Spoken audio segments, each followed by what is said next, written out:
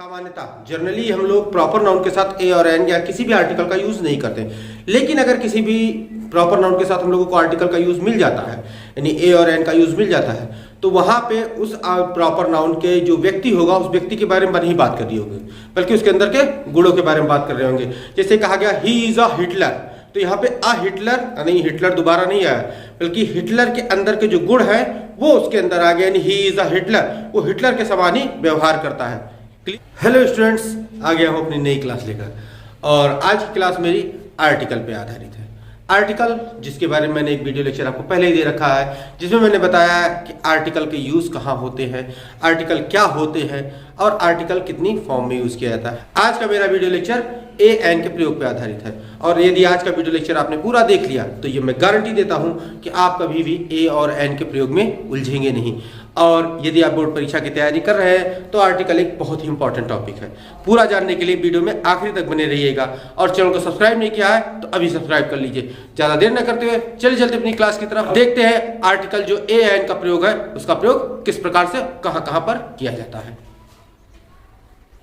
तो ए और एन को जैसे मैंने अपने पहले वीडियो लेक्चर में जैसा पहले से ही बता रखा है कि ए और एन एक हमारा इंडेफिनिट आर्टिकल है, और ए और एन का एक ही प्रयोग वहां पे मैंने बता दिया था। जैसा कि आप लोग पढ़ के आए हैं अभी तक कि एन का प्रयोग ए ई आई ओ यू के पहले होता है, लेकिन मैंने पुराने वीडियो लेक्चर में आपको क्लियरली सिद्ध कर दिया था, क्लियरली प्रूव कर दिया था कि ये रूल जो अभी तक पढ़ के आ रहे हैं वो गलत है।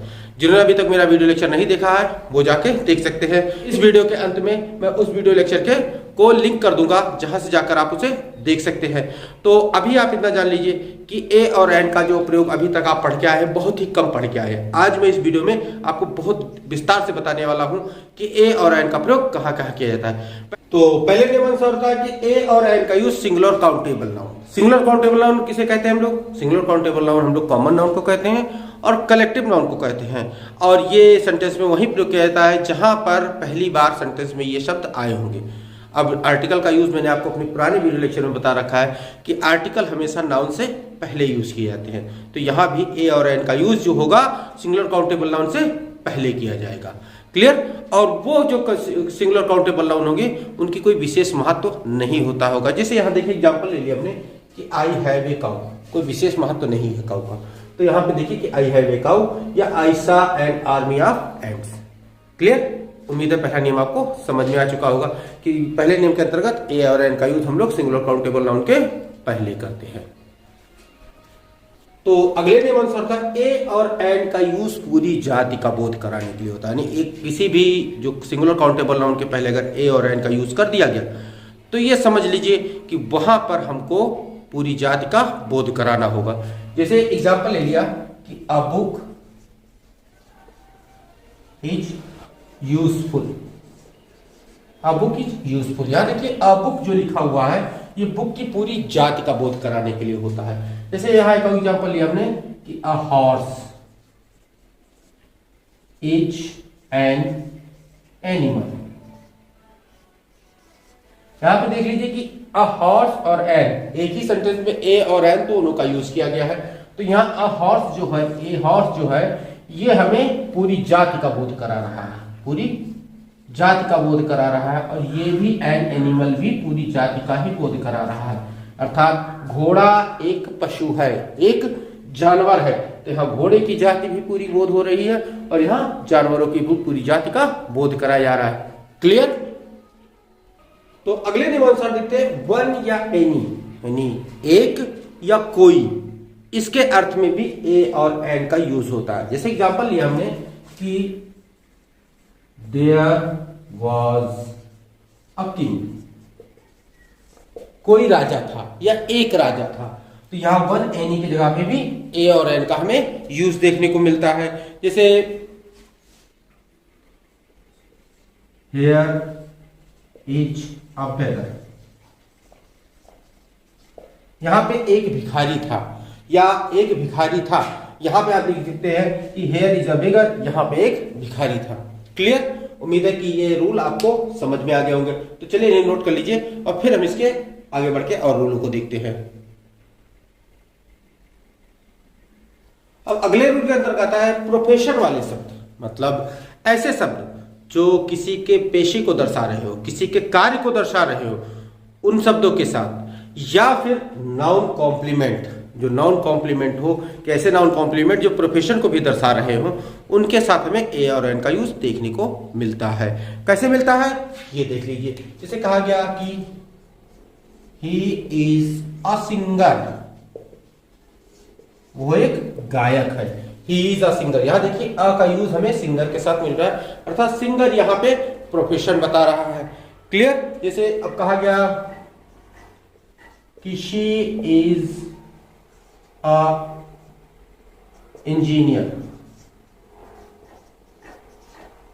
शी इज अ इंजीनियर, तो यहां देखिए कि इंजीनियर का भी प्रोफेशन है, एक पेशा है, तो इसके साथ हमें ए को देखने को मिलता है एन लगा देगा भाई, शी इज एन इंजीनियर।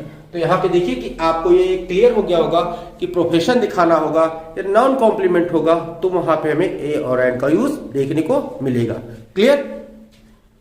तो अगले नियम अनुसार होता है कि दर, माप तौल, गतिसूचक शब्दों से पहले हम लोगों को ए और एन का यूज देखने को मिलता है। यहाँ पे ए और एन का यूज जो हम करते हैं तो वो कुछ इस प्रकार से करते हैं कि उनका जो अर्थ निकलता है वो निकलता है प्रत्येक, की दर से, के हिसाब से या प्रति, ऐसे शब्दों का अर्थ निकलता है। जैसे एग्जाम्पल एक हम ले लेते हैं, तो यहां एग्जाम्पल देखिए कि petrol sells 100 rupees a litre, यहाँ पे प्रति लीटर के भाव मिल रहा है कि प्रति लीटर, आ का मतलब निकल रहा प्रति लीटर। अब take this tablet 3 time a day मतलब हर बार, मतलब इसमें कहा जाएगा कि बार, ए का मतलब निकल रहा है बार, यानी कि प्रक्रिया दोहराई जाए 3 बार, 3 टाइम 3 बार। क्लियर। तो उम्मीद है कि ये चीज समझ में आ गई होगी कि दर, माप, तौल, गतिसूचक शब्दों से पहले हमको ए एन का यूज मिलता है, और इस ए एन का यूज हमें प्रत्येक, की दर से, के हिसाब से, की प्रति, ऐसे देखने को मिलता है कि इसका अर्थ में यहाँ पे ये निकलता है। क्लियर।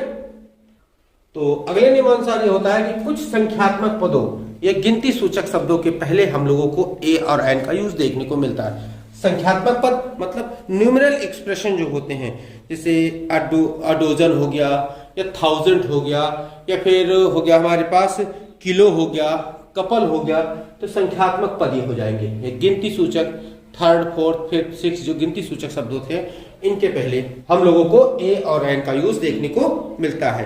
क्लियर। एक एग्जाम्पल ले लेते हैं, जैसे होगा I have a dozen of apples, मेरे पास 1 दर्जन के सेब है। ठीक है। या फिर हो जाएगा हमारे पास ही gave me 1000 of rupees, 1000 of rupees. Clear. तो उम्मीद है इन रूलों को आप समझ गए होंगे, नियमों को समझ गए होंगे। चलिए नोट कर लीजिए, फिर अगले नियम की तरफ हम लोग आगे बढ़े।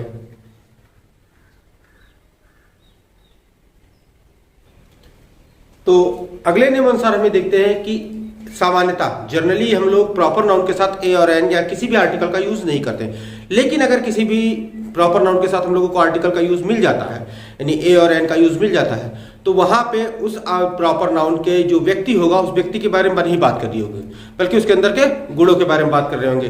जैसे कहा गया ही इज अ हिटलर, तो यहाँ पे अ हिटलर नहीं, हिटलर दोबारा नहीं आया, बल्कि हिटलर के अंदर के जो गुण है वो उसके अंदर आ गया, यानी ही इज अ हिटलर, वो हिटलर के समान ही व्यवहार करता है। क्लियर। तो यहाँ पे ये नियम ये बता रहा है कि किसी भी प्रॉपर नाउन के साथ अगर हमें ए और एन लगा हुआ मिल जाए तो वहां पर हम लोगों को उस प्रॉपर नाउन से संबंधित व्यक्ति का बोध नहीं होता, बल्कि उस व्यक्ति के अंदर जो गुण थे उस गुण को हमें वहां पे बोध कराया जाता है। जैसे यहां पे भी हमने बताया कि ही इज अ हिटलर, यहां पे देखिए कि हिटलर कौन था, हिटलर तो एक ही था, हिटलर एक था, हिटलर दूसरा नहीं हो सकता, लेकिन यहां पे कहा गया ही इज हिटलर, वो एक हिटलर के समान है, अर्थात वहां पे उसके अंदर हिटलर के गुण आपको दिखाई देंगे, और इसलिए यहां पे ही इज अ हिटलर कहा गया। क्लियर। उम्मीद है ये रूल आपको समझ में आ गया होगा कि यहाँ पे अगर किसी प्रॉपर नाउन के साथ हम लोगों को जो आर्टिकल लगा हुआ मिल जाए, प्रॉपर नाउन के साथ ये आर्टिकल लगा हुआ मिल रहा है, तो वहां पे उस प्रॉपर नाउन के व्यक्ति के बारे में नहीं, बल्कि उसके अंदर के गुणों के बारे में बात कर रहे होंगे। क्लियर। जैसे कहा गया चंडीगढ़ इज ए वाशिंगटन, अब चंडीगढ़ तो वाशिंगटन हो नहीं सकता, क्योंकि वाशिंगटन अलग है, चंडीगढ़ अलग है। चंडीगढ़ भी इकलौता है, वाशिंगटन भी इकलौता है। लेकिन चंडीगढ़ जो वाशिंगटन, मतलब वाशिंगटन के जो फैसिलिटी हैं, जो उसके गुण हैं, वो चंडीगढ़ के अंदर आ गए हैं। चंडीगढ़ में वही फैसिलिटी, वही गुण मिलते हैं, इसीलिए कहा गया कि Chandigarh is a Washington. Clear? तो अगले नियमानुसार देखते हैं कि दो एडजेक्टिव, अगर दो एडजेक्टिव एंड से जुड़े हुए हैं और दोनों ही एडजेक्टिव एक ही नाउन की विशेषता बता रहे हो, दो एडजेक्टिव एंड से जुड़कर एक ही नाउन की विशेषता बता रहे हो, तो उन एडजेक्टिव्स के पहले हम लोगों को ए और एन का प्रयोग करना रहता है। लेकिन अगर वो दो एडजेक्टिव दो नाउन की विशेषता बता रहे हो, दोनों एडजेक्टिव अलग अलग दो नाउन की विशेषता बता रहे हो, तो उन दोनों एडजेक्टिव्स के पहले हम लोगों को ए और एन का यूज कर देना रहता है। कैसे करना रहता है, ये एग्जांपल में देखिए आप लोग। जैसे कहा गया कि आ ब्लैक एंड व्हाइट पिक्चर।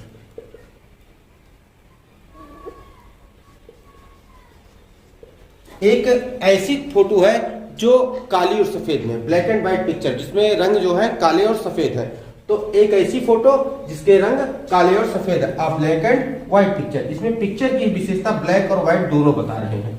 ये दोनों एडजेक्टिव ही पिक्चर की विशेषता बता रहे हैं। तो यहाँ पे हम लोगों को यहाँ पे वो हो जाएगा कि ये एक ही है, ये सिंगुलर है, तो इसीलिए हमने यहाँ पे ए का यूज कर लिया। लेकिन अगर यहीं पे हो जाए कि आ ब्लैक एंड अ व्हाइट, हाँ व्हाइट पिक्चर, यहां पे ये चीज है कि आप देखिए कि एंड से जुड़े हुए जो दो एडजेक्टिव हैं, ये दो अलग अलग लोगों को बता रहे हैं। तो यहाँ पे दोनों के साथ हम लोगों को ए का यूज देखने को मिल रहा है, और इसका मतलब ये हुआ कि एक पिक्चर जो काली है और एक पिक्चर जो सफेद है, अर्थात ये दोनों एडजेक्टिव अलग अलग नाउन का बोध करा रहे हैं।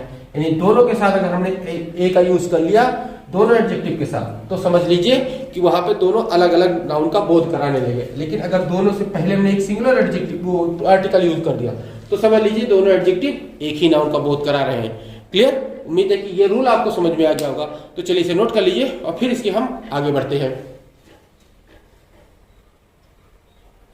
तो अब अगले नियम की तरफ चलते हैं, और अगला नियम अगर ये हमारे सामने लेकर आता है कि दो सिंगुलर काउंटेबल नाउन अगर एंड से जुड़े हो और दोनों से ही एक ही व्यक्ति का बोध कराना हो, तो उससे पहले हम लोग ए और एन का यूज कर देते हैं।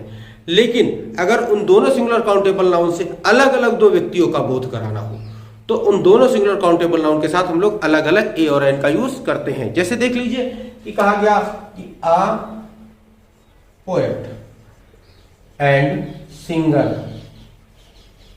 हैज कम, मतलब एक कवि और गायक आ चुके हैं, अर्थात कवि और गायक एक ही व्यक्ति है। जिसने कविता लिखी है, जो गायिका, ये दोनों एक ही व्यक्ति हैं, कवि और गायक आ चुके हैं। लेकिन अगर कहा जाए a poet and a singer has कम, तो यहां पे हैज नहीं लिखेगा, तब यहां पे हमें हैव लगाना होगा, क्योंकि यहाँ पे सब्जेक्ट वर्ब एग्रीमेंट से ही कहता है कि अगर दो नाउन एंड से जुड़े हुए मिल जाते हैं तो सिंगुलर ना होके प्लूरल हो जाते हैं। तो यहाँ पे a poet and a singer, यहाँ पे दो लोग अलग अलग हो गए कि एक कवि और एक गायक आ चुके हैं, तो इसीलिए यहाँ पे हैव का यूज किया गया। क्लियर? तो यहाँ पे आप लोगों की चीज क्लियर हो गई होगी कि अगर दो सिंगुलर काउंटेबल नाउन एक ही व्यक्ति का बोध करा रहे हो, तो दोनों के साथ हम लोगों को दोनों के पहले ए और एन का यूज करके वहां पे इंडिकेशन दे देना है कि ये दोनों एक ही व्यक्ति का बोध करा रहे हैं। लेकिन अगर वो दोनों सिंगुलर काउंटेबल नाउन अलग अलग दो व्यक्तियों का बोध करा रहे हो, तो दोनों के साथ हम लोगों को ए और एन अलग अलग यूज करना होगा। क्लियर? तो चलिए इसे नोट कर लीजिए।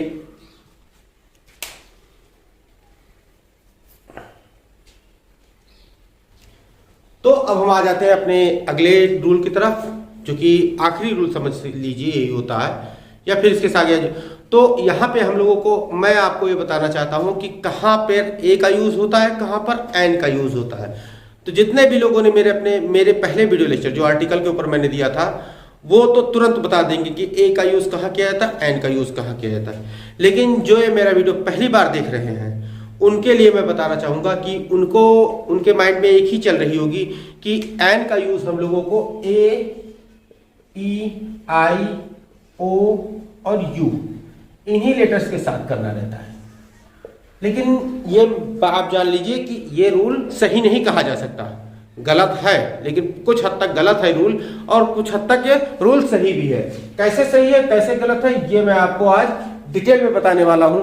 और वे दर्शक जिन्होंने मेरा पहला वीडियो लेक्चर देख रखा है और उनको आता है ए ई आई के यू के पहले ए एन का प्रयोग करना है कि नहीं करना है, ये चीज़ वो जानते हैं, फिर भी वो पूरा वीडियो देखें, क्योंकि इस चीज़ को मैं यहाँ पे पूरी तरह से डिटेल में बताने वाला हूँ, जिससे आप लोगों को पूरी तरह से क्लियर हो जाएगा कि ये आप फिर कभी नहीं भूलेंगे कि ए और एन में आप कंफ्यूज कभी नहीं होंगे। तो चलिए चलते हैं, फिर देखते हैं कि क्या क्या होता है। सबसे पहले हम लोग इसके उच्चारण को देख लेते हैं। उच्चारण मतलब ए, सी, डी, ई, एफ, जी, एच, आई, जे, के, एल, एम, एन, ओ, पी, क्यू। परेशान मत होइए, एबीसीडी नहीं सिखा रहा हूं मैं आपको मैं इंग्लिश में ही वही आर्टिकल का यूज सिखा रहा हूं। बस इतना जान लीजिए कि कुछ चीजें जो सीखनी आवश्यक है उसे मैं आपको बताने की कोशिश कर रहा हूं। तो क्यू, फिर उसके बाद हमारे पास आ गया R, S, T, U, V, W, X, Y and Z, ये आ गया। ठीक, ये एबीसीडी के 26 लेटर हो गए।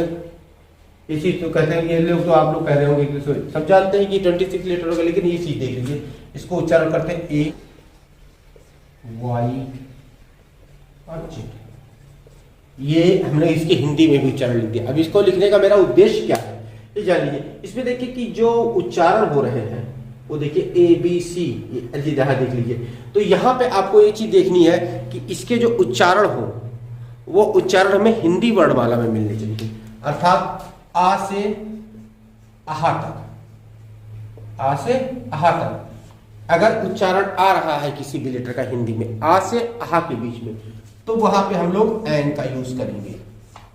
यहाँ पे ए ई आई ओ यू में नहीं होता है।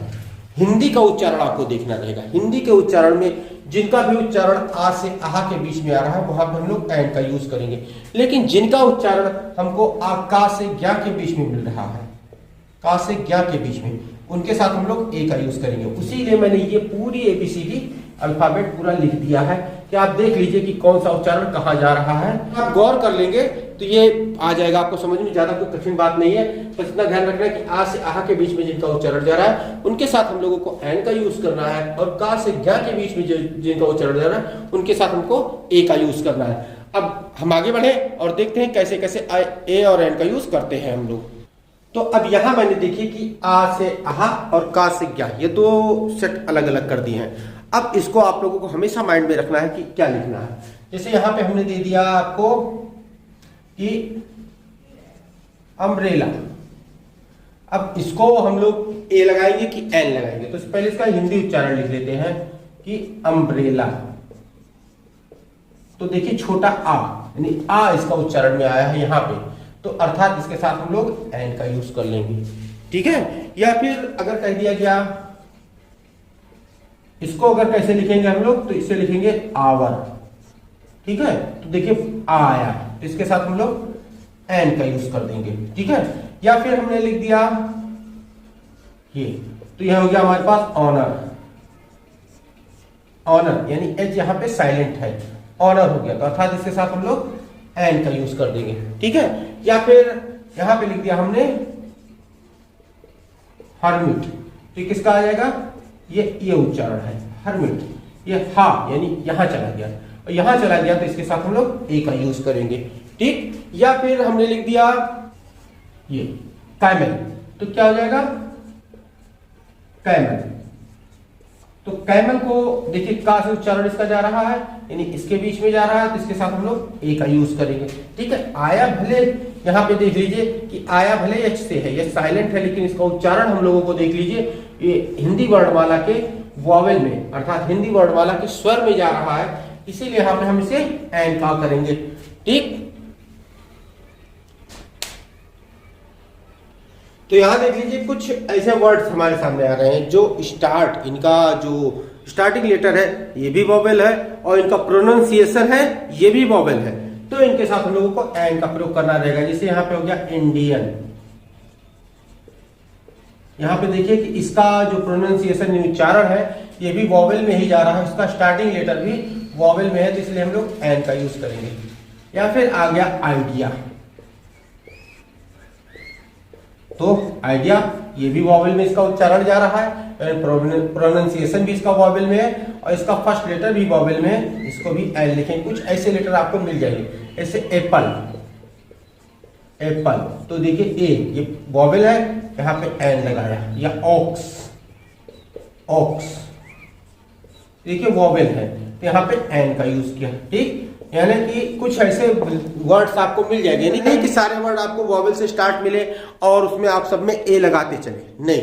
यहाँ पे आप देख लीजिए कि उच्चारण कहाँ जा रहा है, इसका प्रोनाउंसिएशन कहाँ जा रहा है, वहीं पे आपको एन का यूज करना है। अगर ये प्रोनाउंसिएशन हिंदी के वॉवेल में जा रहा है, हिंदी वर्णमाला के आ से आह के बीच में जा रहा है, तभी आप वहां पे एन का यूज कीजिए। नहीं तो अगर इनका उच्चारण का प्रोनाउंसिएशन हिंदी में हिंदी वर्णमाला के का से ज्ञा के बीच में जा रहा है, तो वहां पे आप ए का यूज कीजिए। क्लियर? उम्मीद है ये चीज आपको समझ में आ गई होगी।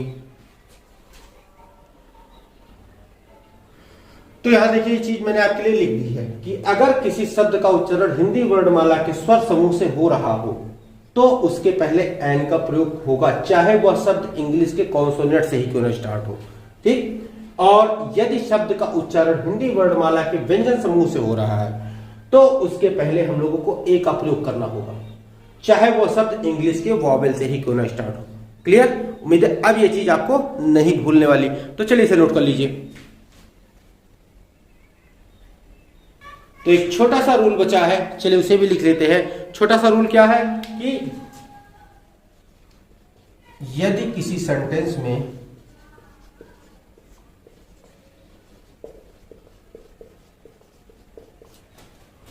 अनकाउंटेबल नाउन,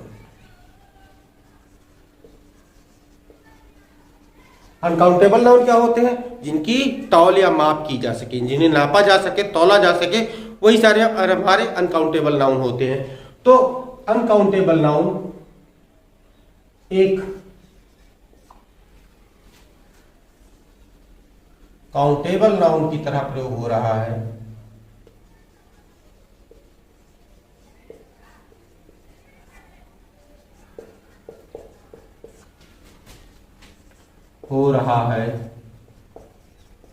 तो उसके पहले ए या एन का प्रयोग होगा। ठीक, अगर कोई अनकाउंटेबल नाउन किसी भी सेंटेंस में काउंटेबल नाउन की तरह प्रयोग हो रहा है तो वहां पे उसके पहले हम लोगों को ए एन का प्रयोग देखने को मिलेगा। जैसे कहा गया कि a piece of bread, a piece of bread, यहां पे देखिए कि ब्रेड जो है अनकाउंटेबल नाउन है, लेकिन इसके साथ आ लगा देने से ये अ पीस ऑफ ब्रेड, एक रोटी का टुकड़ा हो गया। जैसे कहा गया a loaf of bread, a loaf of bread, यहां देखिए लोफ जो है अनकाउंटेबल नाउन है, तो ये भी हमारा इसके साथ ए लगाने से बन गया। यहां पे कहा गया कि एन आइटम ऑफ फर्नीचर, यहां देखिए फर्नीचर जो है हमारा अनकाउंटेबल नाउन है और इसके साथ एन लगाया हमने, तो ये काउंटेबल नाउन में गिना जाने लगा। क्लियर? तो ये रूल आप उम्मीद है कि समझ गए होंगे कि यदि किसी अनकाउंटेबल नाउन को किसी भी सेंटेंस में काउंटेबल नाउन की तरह यूज किया जा रहा है तो वहां पे हमें ए और एन का प्रयोग देखने को मिलेगा। क्लियर? तो चलिए इसे नोट कर लीजिए।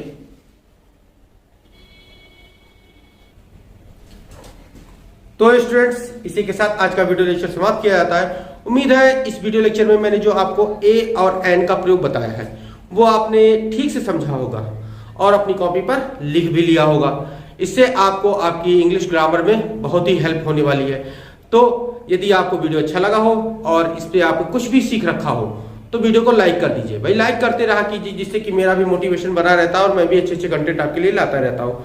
तो वीडियो को लाइक कर दीजिए। और इसके बाद मेरा जो वीडियो लेक्चर आएगा वो हमारा होगा यूज ऑफ आर्टिकल एंड दूसरा आर्टिकल जो हमारा डेफिनेट आर्टिकल होता है, जिसको हम दा के नाम से जानते हैं। दा, दे, दे, जो पढ़ना चाहे आप पढ़ सकते हैं, उसको मैंने अपने पहले वीडियो लेक्चर में बता दिया है। उसको भी मैं अभी लिंक कर दिया रहा हूं, वहां से जाके आप उसे देख लीजिएगा। कि द का यूज जो होगा वो अपने अगले वीडियो लेक्चर में बताऊंगा। और अगला वीडियो लेक्चर आप तक तभी पहुंचेगा जब आप मेरे चैनल को सब्सक्राइब कर रखे होंगे। यदि आपने अभी तक सब्सक्राइब नहीं किया है तो अभी सब्सक्राइब कर लीजिए, जिससे कि मेरे आने वाले सारे वीडियो लेक्चर आप तक सबसे पहले पहुंचे। और वीडियो तभी सबसे पहले आपके पास पहुंचेंगे जब सब्सक्राइब के बगल में लिखे हुए घंटे पे आप क्लिक करके ऑल नोटिफिकेशन को ऑन कर लेंगे, तो सुबह 7 बजे आपके मोबाइल पे घंटी बजेगी जिसमें मेरे वीडियो के आने का समय और निर्धारित हुआ होगा। तो बिना सब्सक्राइब किए हुए वीडियो को जाइएगा नहीं। तो मिलते हैं अपने नेक्स्ट वीडियो लेक्चर में। Till then stay tuned with our channel, keep watching, keep learning, take care, thank you and bye.